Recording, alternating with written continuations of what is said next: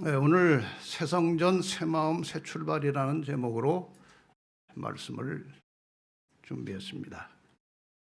부제를 붙인다면은 참 그리스도인의 성전 관리 방법, 이렇게 해석을 할 수도 있습니다. 솔로몬이 이제 성전을 짓고 헌당을 할 때 드린 기도문이 매우 감동적입니다. 열왕기상 8장 38절로 40절에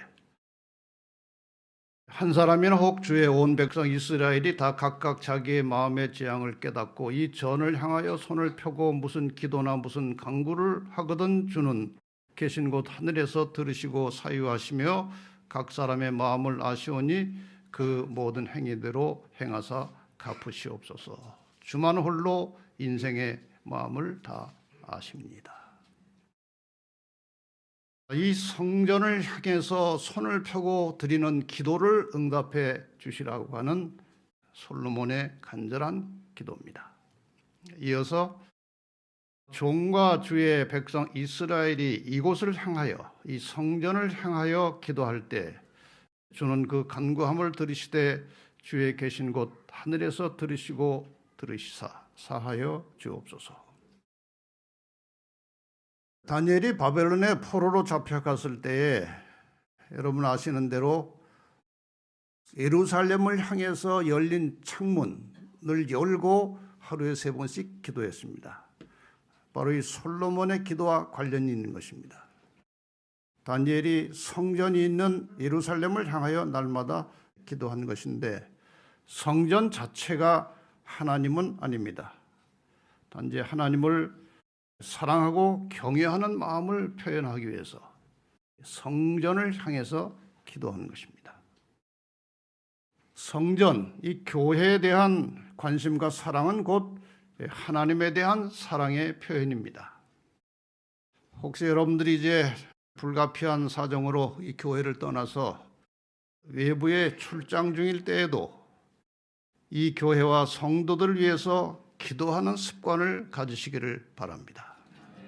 다니엘처럼 진리의 불교의 성도들이 하나님의 교회를 사랑하는 마음으로 언제 어디서든지 어떤 기도를 드리시든지 하나님께서 응답해 주시기를 간절히 바랍니다. 자, 그럼 과연 이 성전이란 무엇인가? 이 성전이라고 하는 말은 한자 그대로 표현하면은 거룩할 성자의 집 전자입니다. 거룩한 집이라 그런 뜻입니다. 이 성경에 거룩이라고 하는 말이 이제 수식어로 사용되면 그것은 거의 다 하나님께 관련된 것입니다. 그분은 거룩한 존재이십니다. 그런데 이 성전과 거의 같은 낱말로 사용되는 하나님의 전이라고 하는 말이 처음 나오는 것은 창세기 28장입니다.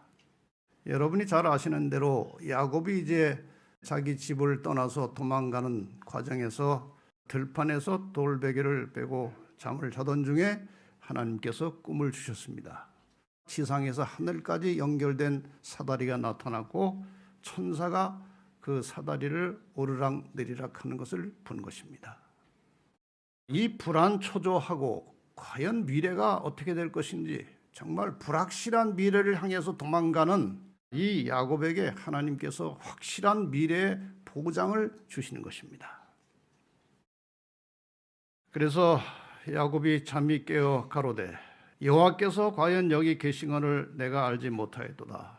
이에 두려워하여 가로되 두렵도다. 이곳이요 다른 것이 아니라 이는 하나님의 전이요 이는 하늘의 문이로다 하고 야곱이 아침에 일찍 일어나 베개하였던 돌을 가져 기둥으로 세우고 그 위에 기름을 붓고 그곳 이름을 베델이라 하였더라. 아무 건물도 없습니다. 그냥 하나님이 이곳에 계신다는 사실을 확신했기 때문에 이 야곱이 거기다 돌비를 세우고 이것을 하나님의 전이라, 하늘의 문이라고 이름을 지은 것입니다. 그러니까 이 하나님의 전이라는 개념은 이런 공간의 개념이 아니고 하나님이 임재하시는 곳 자체가 하나님의 전입니다.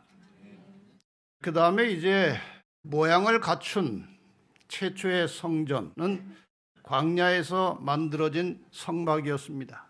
이스라엘 백성들이 이제 애굽을 탈출해서 광야를 여행하는 중에 하나님께서 모세에게 이렇게 지시를 하십니다. 출애굽기 25장 8절 9절 내가 그들 중에 거할 성소를 거룩한 장소를 그들을 시켜 나를 위하여 짓되 무릇 내가 내게 보이는 대로 장막의 식양과 그 기구의 식양을 따라 지을지니라.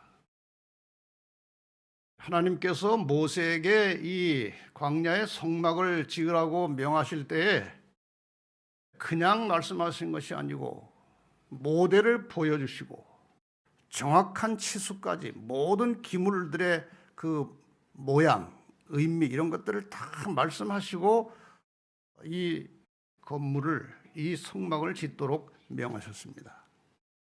그래서 모세가 하나님의 명을 따라서 하나님의 지시대로 성막을 다 지어놓고 보니까 이런 모양이 나온 것입니다.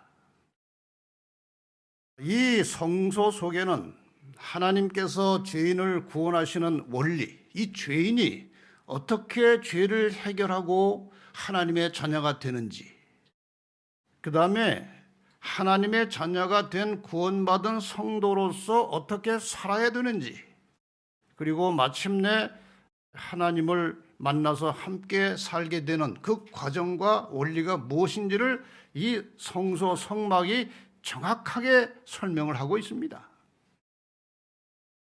오늘날 많은 기독교인들이 이 성소에 대하여 제대로 이해를 못하고 있습니다. 여러분, 이 성소를 제대로 이해하지 못하면 이 구원의 원리와 성도의 삶에 대해서 그리고 마침내 하나님을 만나서 함께 살아가는 그 영광스러운 결말에 대해서 도무지 그것은 감을 잡을 수가 없어요. 그래서 성소 문제는 굉장히 중요한 것입니다. 그런데 여기에 이제 특별히 하나님께서 거하시는 장소로서의 성소라고 말씀하셨는데 어디에 거하시느냐? 지금 저기 구름 기둥이 하나 나오죠. 이 성막 안에 저 위치에 하나님이 임재하고 계셨습니다. 한번 들어가 볼까요? 함부로 들어가는 건 아니지만 그림으로 한번 들어가 봅시다. 그 안에 들어가면은 두 칸이 있습니다. 첫 번째 칸이 성소고 두 번째 칸이 지성소입니다. 그런데 이 지성소에 하나님이 거하셨습니다. 지성소에 들어가면은 가장 중요한 기물은 법궤입니다. 이 법궤는 법을 담아 놓았기 때문에 법을 담아둔 궤장입니다. 원래는 저렇게 열려 있지 않죠. 저 휘장도 365일 닫혀 있다가 대속죄일 날 대제사장이 하루 딱 출입할 수 있는 휘장입니다.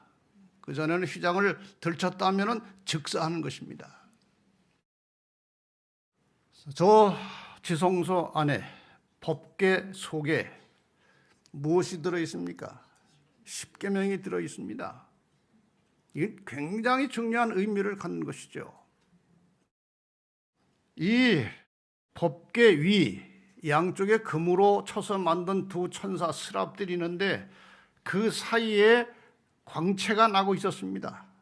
그것이 쉐키나라고 하는 것이고 이것이 하나님의 임재를 상징하는 것입니다.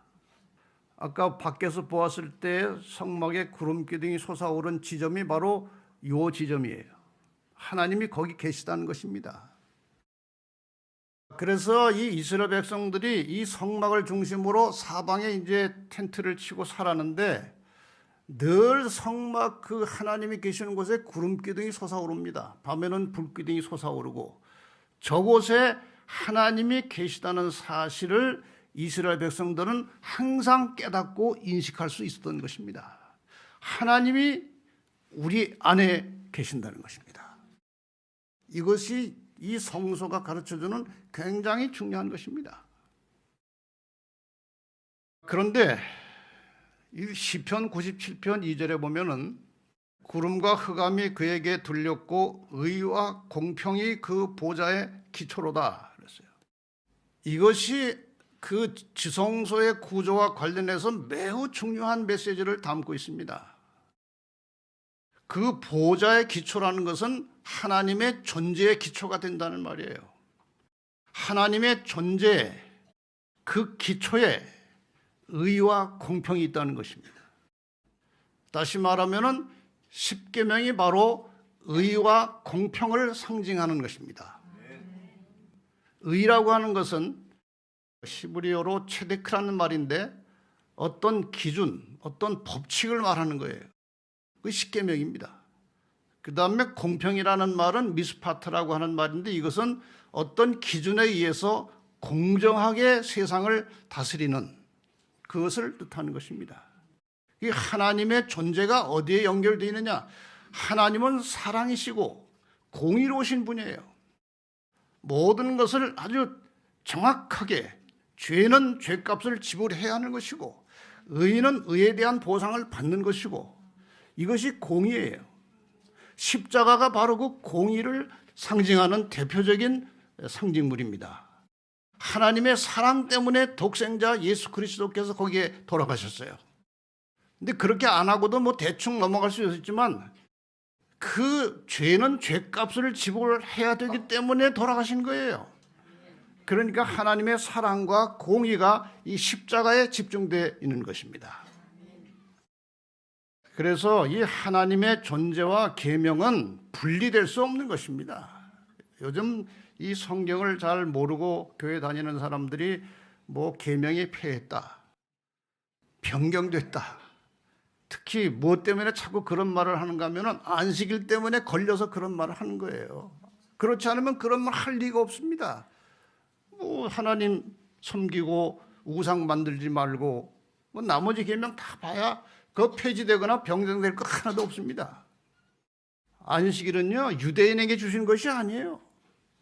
아담과 하와가 창조되자마자 하나님께서 안식일을 제정하셨고 하나님의 백성들이기 때문에 안식일을 주신 것이지 유대인에게 주신 게 아니에요. 이렇게 해서 이제 하나님의 계명은 하나님의 존재와 절대로 분리할 수 없는 하나님의 존재의 기초와 같은 것입니다. 그래서 지금 시편 97편 2절에 말하고 있는 하나님의 보좌의 기초인 의와 공평은 저 십계명의 정신을 말하고 있는 거예요. 그런데 이 광야에서 만들어진 이 성막이 가나안 땅에 들어가서도 다윗 왕 시대까지 계속 성막의 형태로 있었습니다. 놀라운 일입니다. 저 천막으로 만든 것인데요. 가나안 땅에 들어가서 이스라엘 백성들이 사사시대가 350년이 지나갑니다. 그 후에 또 많은 세월이 걸쳐서 이제 다윗까지 갔는데 수백 년 동안 저 천막을 가지고 하나님의 성전이 유지되었던 거예요. 그런데 놀랍지 않습니까? 천막으로 만든 것인데 수백 년이 지나도 그대로 남아있는 것입니다. 다윗이 이제 하나님의 교회가 천막에 있다는 사실을 통분히 여기고 성전 계획을 세웠지만 하나님께서 다윗은 너무나 많은 피를 흘린 손이기 때문에 내 손으로 짓지 말고 너는 재료 준비하고 내 아들 솔로몬이 지으라고 명하셨습니다. 그래서 솔로몬대에 와서 이제 드디어 모양을 갖춘 솔로몬 성전이 만들어졌습니다. 이 솔로몬 성전은 이스라엘 백성들이 바벨론에 이제 포로로 잡혀가면서 거의 다 파괴되었어요. 그래서 나중에 이제 고레스 왕의 명령으로 유다 나라 백성이 이제 다시 본국으로 돌아갈 기회가 있었는데 그때 뭐 여러 우여곡절 절차 끝에 스룹바벨이라고 하는 사람을 중심으로 해서 성전이 다시 세워져서 우리는 그것을 스룹바벨 성전이라고 합니다. 이 스룹바벨 성전은 먼저 성전에 비해서 아주 초라했습니다. 그래서 나중에 그 헤롯이라는 유대 왕이 유대인들에게 좀 인심을 얻으려고 그들이 그렇게 좋아하고 사랑하는 성전을 개축해서 크게 다시 리모델링을 했어요. 이렇게. 그것이 헤롯 성전이라고 하는 것입니다. 예수님께서 이 땅에 오셨을 때 이 땅에 존재했던 그 성전은 바로 이 헤롯 성전이었습니다. 이곳에서 여전히 날마다 제사가 드려지고 있었습니다. 양을 잡고 제사장들이 제사하는 일이 계속되고 있었습니다. 그런데 이 제사 제도가 언젠가는 끝나는 상징적인 제도였는데 이것이 언제 끝나느냐? 정확하게 그 시점이 나옵니다. 마가복음 15장 37절로 39절에 보면은 예수께서 큰 소리를 지르시고 운명하시다 십자가에서 이에 성소 휘장이 위로부터 아래까지 찢어져 둘이 되니라. 사람의 손을 대지 아니했는데 예수님께서 운명하시는 그 순간에 그 성소의 휘장이 위에서부터 아래로 찢어졌다는 것입니다. 이 말에도 의미가 있어요. 이 성소 휘장이 굉장히 높기 때문에 사람이 찢으려면 밑에서부터 찢어야 돼요. 근데 위에서부터 찢어졌다는 것은 사람이 한 것이 아니라는 거예요. 예수님께서 돌아가시는 순간에 휘장이 위에서부터 아래로 찢어져 내려앉았습니다. 저 휘장에 보면은 지금 이 그림이라 그렇게 표시가 되어 있겠습니다만은 십자가 그림자가 있어요. 저 휘장은 예수님의 십자가 희생을 상징하는 것입니다. 그런데 이제 저 상징이 실체가 돌아가셨기 때문에 더 이상 의미가 없게 됐습니다. 그래서 저 휘장이 찢어지면서 지성소가 다 공개가 돼버려요. 더 이상 거기 하나님이 임재하지 않으시는 것입니다. 이렇게 해서 이제 예수님께서 돌아가시기 전에는 성전이라고 말하면 상식적으로 모든 사람의 머릿속에 예루살렘 성전이 떠오르는 것입니다. 그런데 예수님께서 십자가에 돌아가심으로 실제 건물 성전의 의미는 사라지고 예수님을 개인의 구주로 영접한 모든 사람들의 몸이 성전이 된 것입니다. 여기 예수님께서 이렇게 말씀하십니다. 요한복음 2장 19절에 예수님의 사역 초기에요. 초기에 이렇게 제사장들하고 랍비들, 바리새인들하고 이렇게 대화하고 있었어요. 성전 근처에서. 예수님께서 그들에게 말씀하셨습니다. 너가 정말 메시아면 표적을 보여라. 예수님께서 너희가 이 성전을 헐라 내가 사흘 동안에 일으키리라. 유대인들이 가로되 이 성전은 46년 동안의 지역권을 내가 3일 동안에 일으키겠느냐? 그러나 예수는 성전된 자기 육체를 가리켜 말씀하신 것이라. 너희가 나를 죽일 것이다. 내가 3일 만에 다시 살아날 것이다. 이것을 성전에 비유하신 것입니다. 이 말은 예수님의 몸이 성전이라는 사실을 공포한 것이에요. 그래서 이제 예수님께서 돌아가심으로 실제 건물의 의미는 없어졌고 사도 바울의 사상을 보면 이 성전 개념이 어디로 옮겨졌는지 명확하게 나옵니다. 고린도전서 3장 16절 17절입니다. 너희가 하나님의 성전인 것과 하나님의 성령이 너희 안에 거하시는 것을 알지 못하느냐. 하나님의 성령이 너희 안에 거하신다는 거예요. 그러므로 누구든지 하나님의 성전을 더럽히면 하나님이 그 사람을 멸하시리라. 하나님의 성전은 거룩하니 너희도 그러하니라.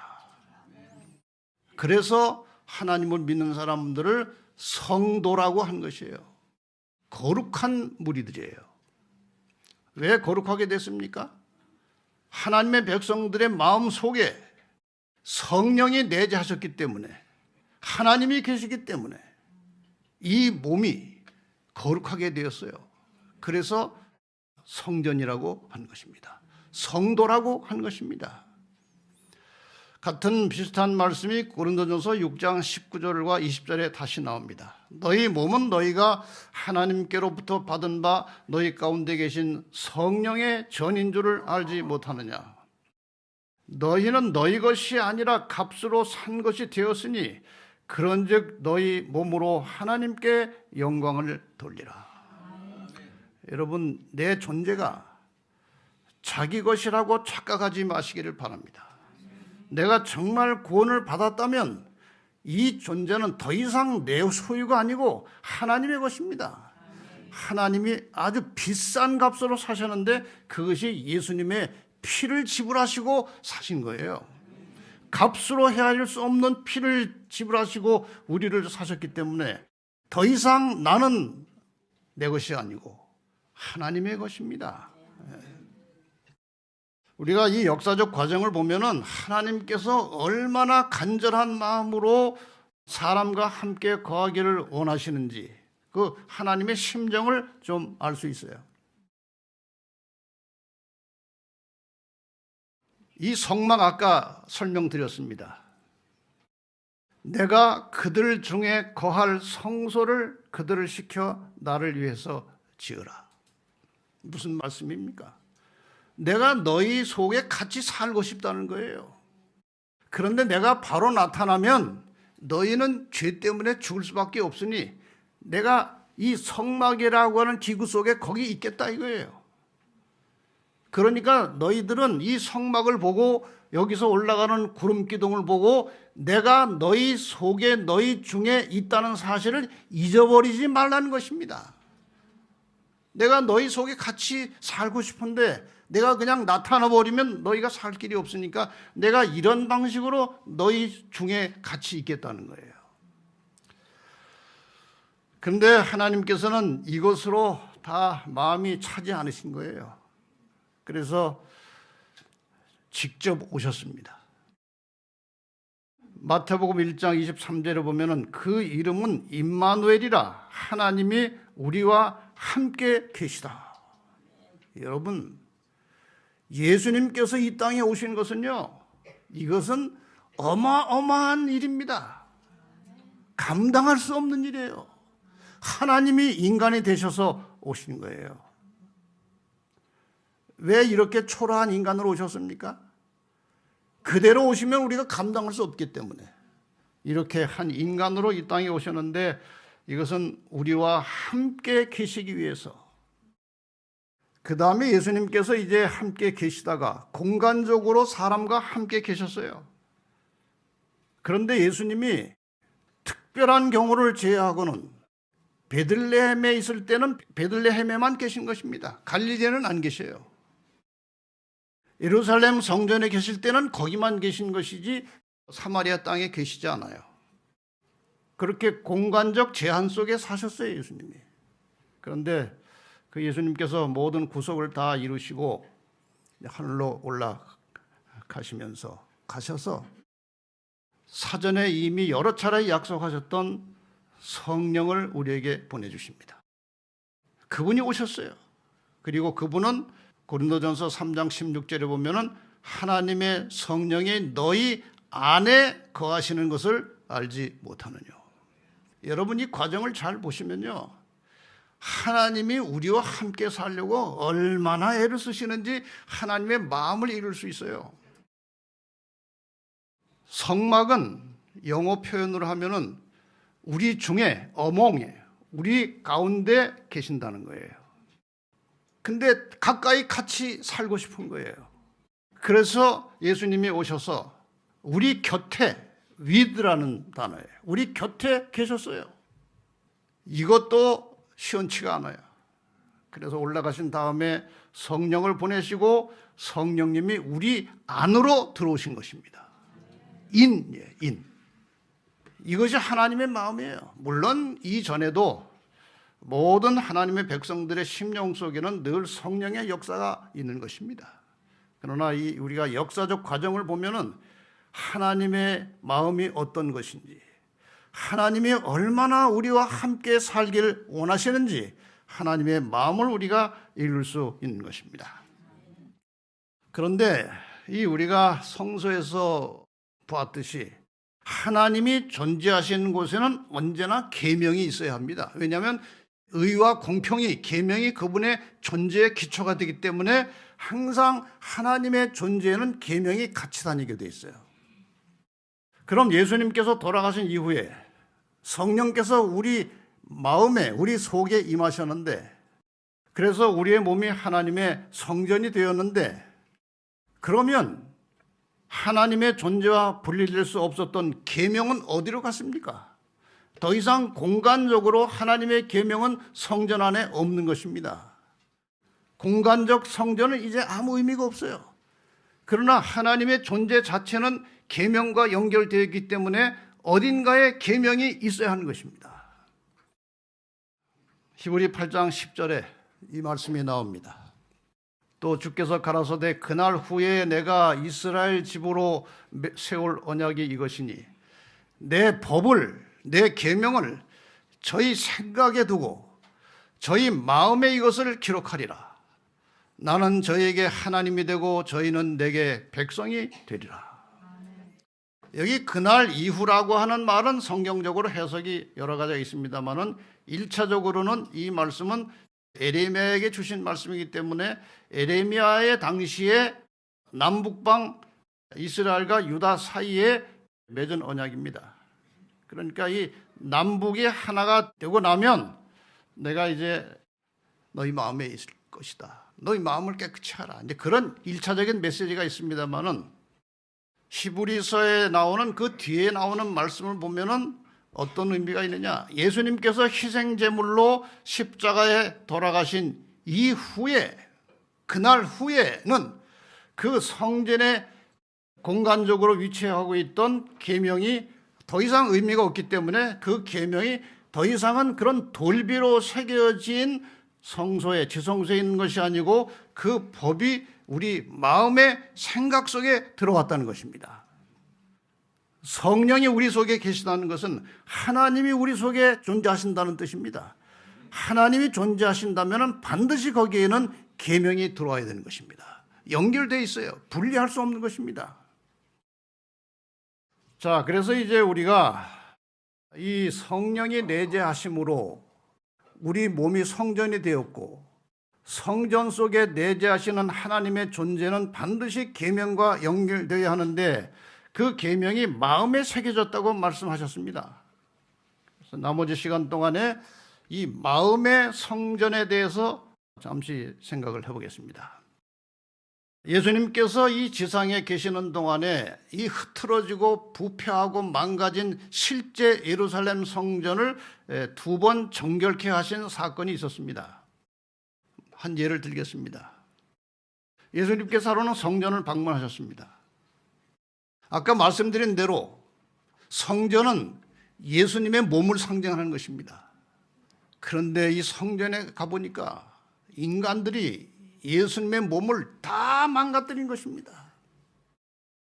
성전 안에서 소와 양과 비둘기 파는 사람들과 돈 바꾸는 사람들의 앉은 것을 보시고 노끈으로 채찍을 만드사 양이나 소를 다 성전에서 내어 쫓으시고 돈 바꾸는 사람들의 돈을 쏟으시며 상을 엎으시고 이 성전에서 계속해서 제사는 드렸지만 제사의 본래 의미를 상실해버린 이 유대 민족들은 이 제사 제도를 통해서 그 제사 제도가 이루어지는 하나님의 성전을 시장터로 만드는 것입니다.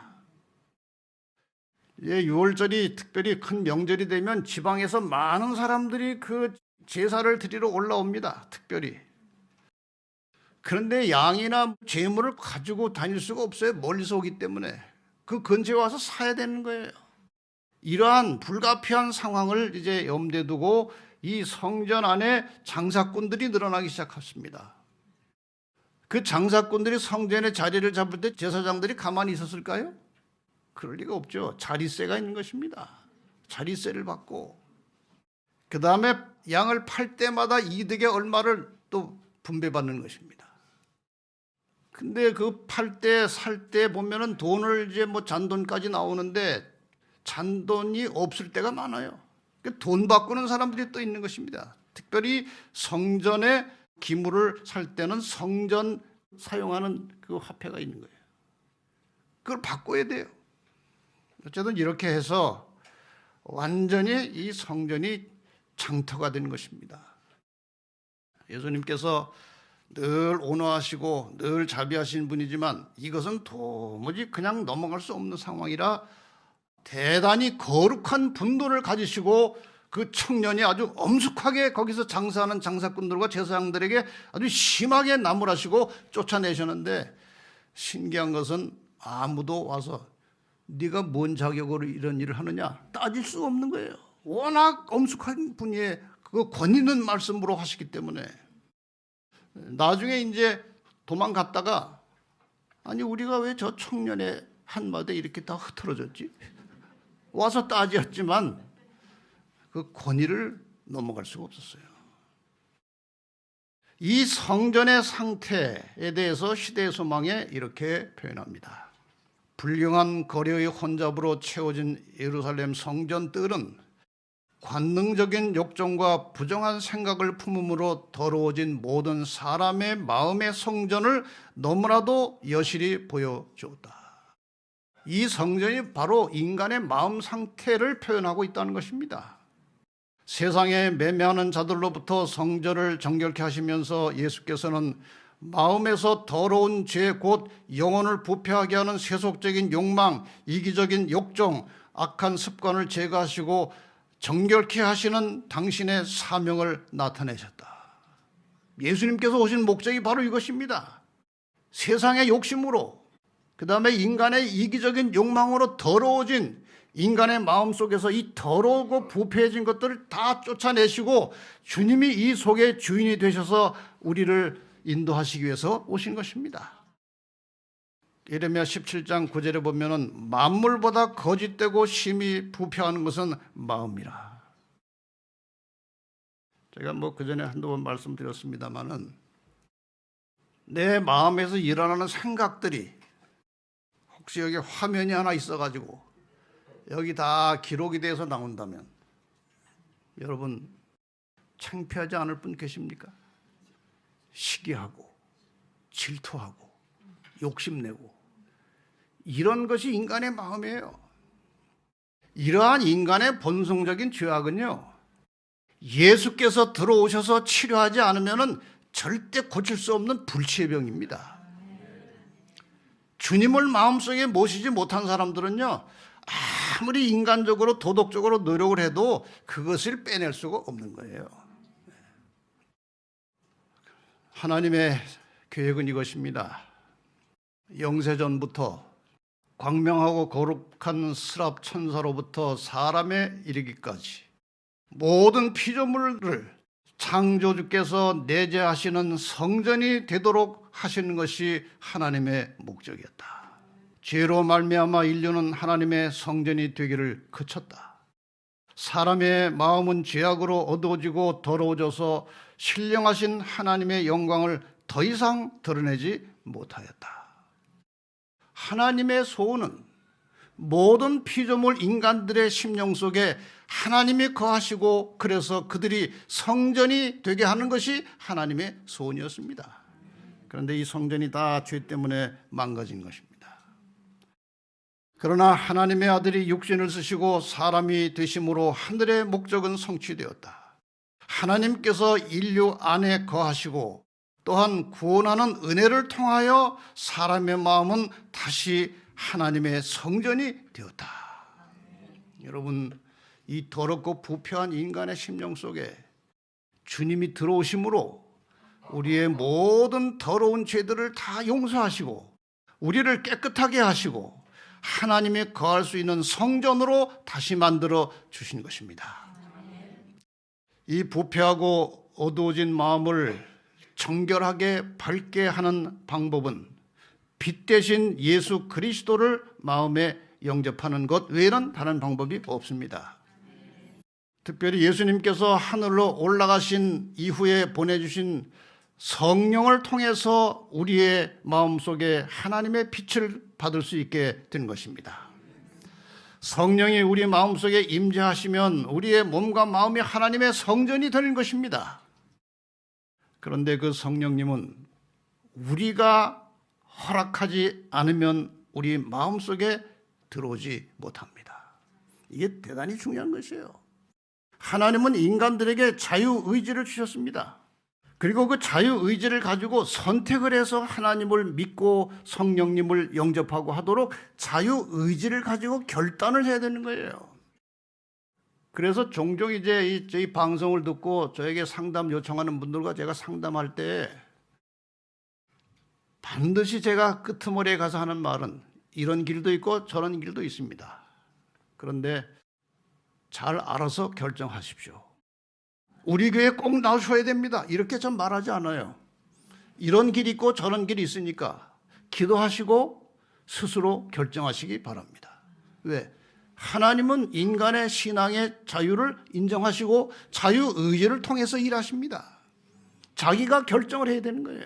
그래서 성령님께서 우리 속에 들어오시는 것도 우리가 허락하지 않으면 못 들어오십니다. 그래서 바로 이 그림이 유명한 것입니다. 예수님께서 문 밖에서 놓고 하십니다. 내가 들어가도 되느냐? 내 들어가기를 원한다.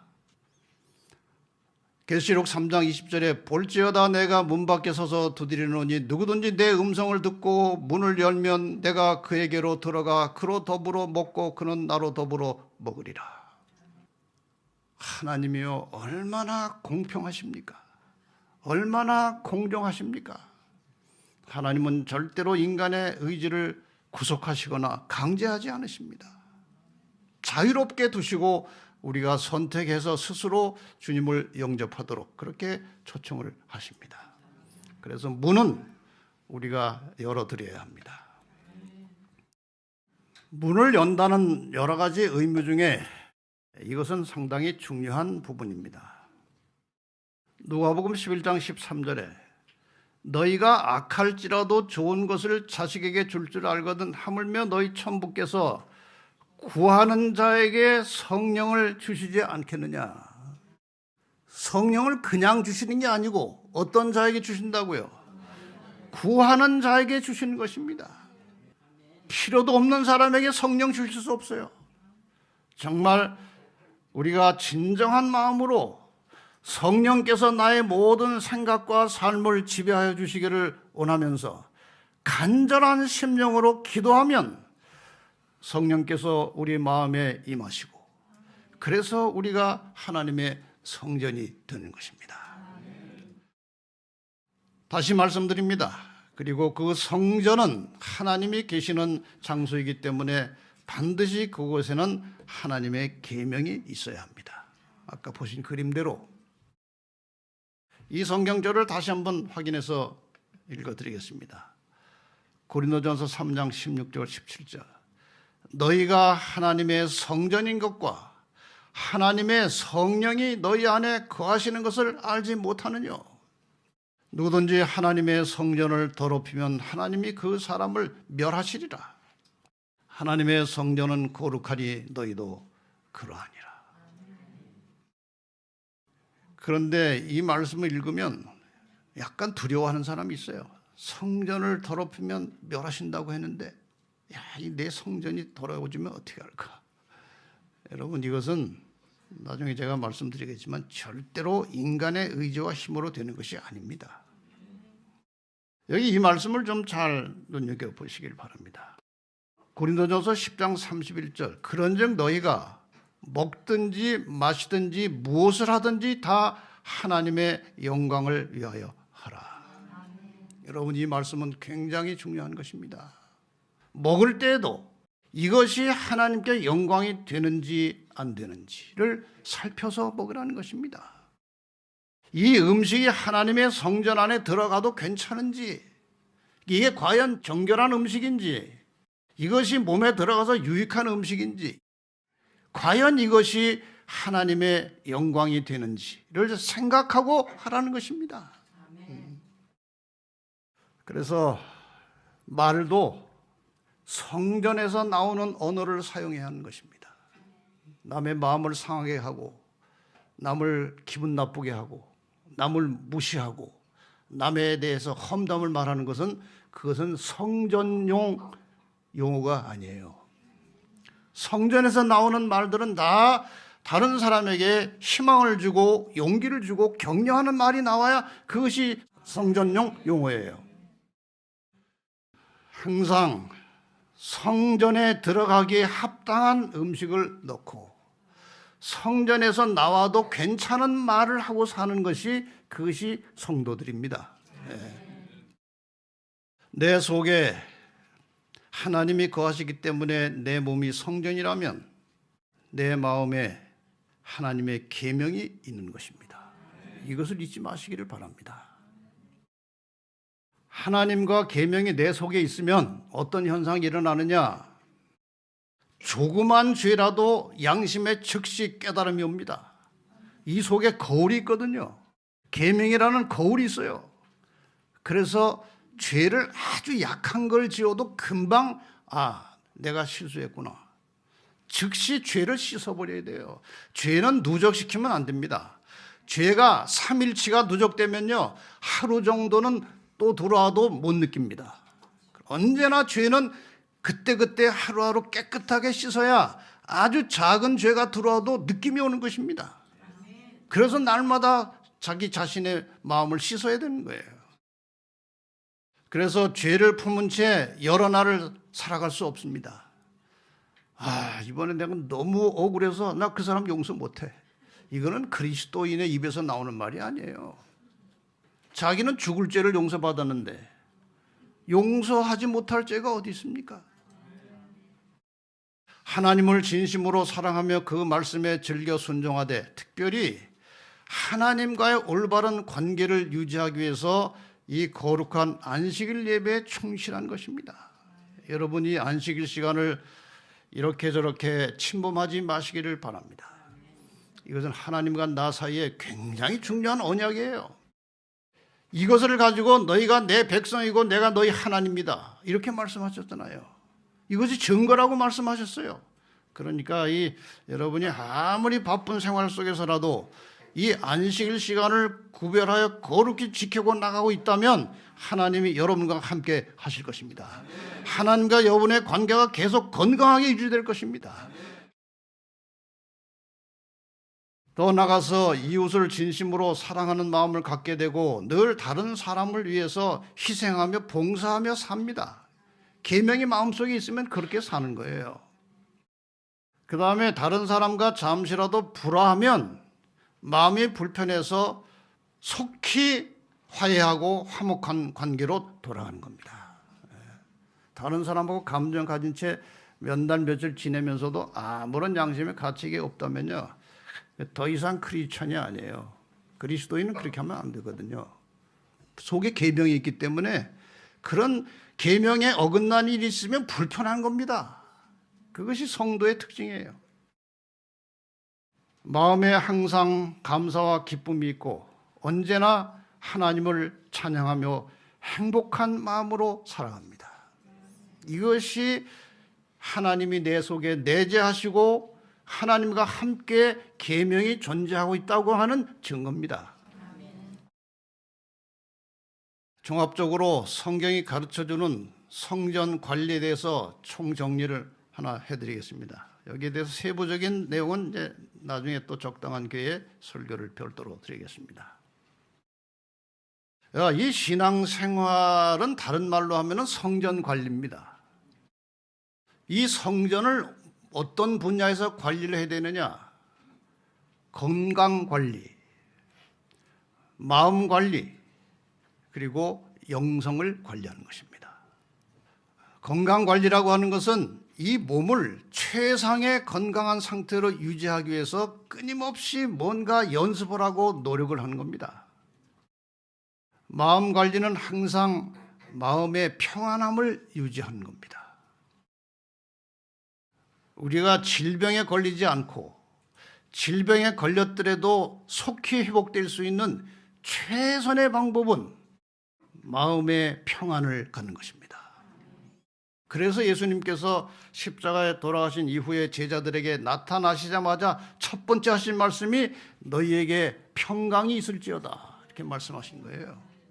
그래서 그리스도인의 마음은요, 늘 평안해야 돼요. 그 다음에 영성 관리입니다. 이것은 성령이 충만한 상태를 말하는 겁니다. 말씀과 기도를 통해서 성령이 충만한 상태를 말하는 거예요. 근데 이 세 가지가 각각이 아닙니다. 건강 관리에 있어서 가장 최선의 방법은 마음의 평안을 갖는 것이고, 마음의 평안은 인력으로 안 되는 겁니다. 항상 기뻐하고 범사에 감사하는 거 좋은 거 다 아십니까? 근데 잘 돼야 안 돼요. 마음은 원이로 돼. 육신이 약해서 좋은 건 알면서도 안 되는 거예요.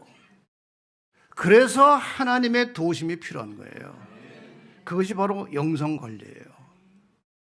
그러니까 영성 관리가 잘 돼야 마음이 평안하고, 마음이 평안해야 건강 관리가 되는 겁니다. 그래서 이 교회라고 하는 것은요, 이런 것들을 가르치는 장소예요. 구체적으로 왜 그렇게 되는지, 구원받은 성도가 어떻게 살아야 되는지, 이것을 가르치는 장소가 교회입니다. 그래서 이 전체를 합하여 변화가 일어나는 것을 성화라고 하는 겁니다. 성화는 날마다 자라나는 열매와 같은 것입니다. 그래서 데살로니가 전서 5장 23절에 같이 한번 읽겠습니다. 시작. 평강의 하나님이 친히 너희로 온전히 거룩하게 하시고 또 너희 온 영과 혼과 몸이 우리 주 예수 그리스도 강림하실 때 흠없게 보존되기를 원하노라. 여러분, 저 건강관리, 마음관리, 영성관리 속에 영과 혼과 몸이 다 관련되어 있는 거예요. 다시 말하면 전인회복입니다. 영혼만 빠져서 천국 가는 게 아니에요. 전인이 회복되는 것입니다. 이것이 예수님께서 오셔서 하신 사역이에요. 전인회복 사역입니다. 이러한 모든 변화는 말씀드렸던 대로 전적으로 하나님께서 성령의 역사를 통해서 이루어 주시는 것이지 인간 스스로의 힘으로 이룰 수 없는 것입니다. 그래서 믿음이 필요하고, 그래서 하나님의 말씀의 능력과 성령의 역사가 필요한 겁니다. 로마서 8장 9절에 이렇게 말씀하십니다. 만일 너희 속에 하나님의 영이 거하시면 너희가 육신에 있지 아니하고 영에 있나니 누구든지 그리스도의 영이 없으면 그리스도의 사람이 아니라. 그리스도의 사람이 되고 싶으십니까? 그 영이 있어야 하는 것입니다. 그 영은 저절로 오는 것이 아니고, 강제해서 우리 속에 들어오는 것이 아니고, 우리가 정말 필요를 느끼고 간절히 구하는 자에게 성령이 오시는 것입니다. 그런데 그 성령은 무엇을 통해서 우리에게 작용하시느냐? 마태복음 4장 4절입니다. 예수께서 대답하여 가라사대 기록되었으되 사람이 떡으로만 살 것이 아니요 하나님의 입으로 나오는 모든 말씀으로 살 것이라 하였느니라. 성령은 말씀을 통해서 역사하십니다. 평상시에 우리의 마음속에, 우리의 기억 속에 하나님의 말씀이 많이 저장되어 있을 때 성령이 들어오시면 그 모든 저장된 말씀 중에서 우리에게 필요한 것을 생각나게 하시고, 그 생각난 하나님의 뜻을 실천할 수 있는 힘을 주시고 능력을 주셔서 그러한 삶 속에서 우리가 하나님의 뜻을 따라서 변화가 일어나는 것입니다. 이제 우리는 새 성전을 갖게 되었습니다. 그러나 이 공간적인 성전이 중요한 것이 아니고 여러분과 저의 마음이 중요한 것입니다. 마음의 성전을 가꿔야 하는 것입니다. 이 마음의 성전에 하나님이 계시고, 다시 말씀드리지만 계명이 존재하는 겁니다. 그 계명의 정신은 사랑입니다. 끝으로 이 말씀을 읽으면서 마치겠습니다. 하나님의 축복과 인도하심으로 진리의 뿔교회가 이제 좀 더 넓고 쾌적한 성전에서 예배를 드리게 되었습니다. 하나님의 선하신 인도하심에 감사드립니다. 그런데 참된 성전은 건물 공간이 아니고 성령의 역사를 통하여 하나님의 자녀가 된 진실한 그리스도인의 몸과 마음이 성전입니다. 오늘 새로운 성전에서 예배를 드리게 된 진리의 뿔교회 성도님들에게 간절한 마음으로 부탁을 드립니다. 우리의 마음 성전을 날마다 깊이 살펴서 건강하게 관리하며 살아가는 신앙의 새 출발이 시작되기를 바랍니다. 마음 성전에 남아있는 오래 묵은 쓰레기들, 세상에 대한 온갖 잡된 욕심과 인간의 죄된 욕망들을 씻어내고 마음 성전에 새겨진 계명의 정신, 하나님에 대한 사랑과 이웃에 대한 사랑을 실천하며 살아가는 성도들이 되시기를 바랍니다. 먼 거리에 살아도 안식일이 되면 속히 가고 싶은 교회, 성도들의 교제가 기쁘고 즐겁고 행복한 그런 교회가 되기를 바랍니다. 제가 안식일 아침마다 오면 엔돌핀이 많이 나와요. 우리 성도들이 서로 얼마나 반가워하는지, 얼마나 그 서로 사랑하는 모습을 보여주고 표현을 하는지 저절로 엔돌핀이 나와요. 그래서 조만간 주님이 오셔서 성전 관리를 잘하던 그의 자녀들을 데리러 재림하실 때 우리 진리의 불교의 모든 성도들이 함께 영원한 생명의 나라에 들어가시게 되기를 바라면서 오늘 말씀을 마치겠습니다.